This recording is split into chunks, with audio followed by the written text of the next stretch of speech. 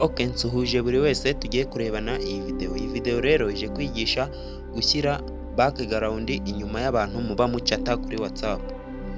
Rero uraza ugakora no kuri WhatsApp yawe nk'ibisanzwe, urangije kuyikoraho uhita ureba umuntu umwe urashyiriraho background inyuma bitewe n'uwo mucata. Wenda ngewe reka mpitemo uyu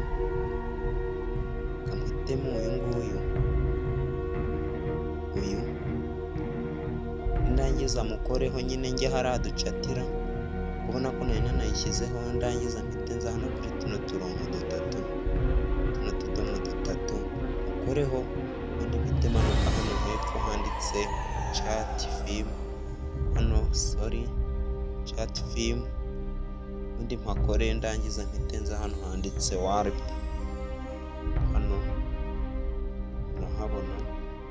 Nangiza kuhakora ndahita nza nkore hano hejuru handitse, n'aya mafoto yose ari kugenda uyabona wayashyiraho. Aya ngaya, aya yose wayashyiraho background y'umuntu mucata. Ngereka mpite nza hano choose gallery, ubundi mpite nza mpitemo ifoto yanjye nshaka gushyira inyuma y'umuntu ducata. Wenda ngereka mpitemo imwe muri izi ngizi, ubundi mpite nkora hano hejuru handitse hano hantu kuri kano kantu kavivuye, ubundi bibe bigiyemo.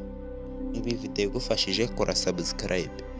Wifuza ko hari ikindi kintu nakubwiraho uracyandika muri comment, ubundi nzakibona. Birangije rero uhita uza ugakora hano, ubundi ukagaruka ugasanga ya foto yawe yagezeho. Uri kuyibona yagezeho, sawa.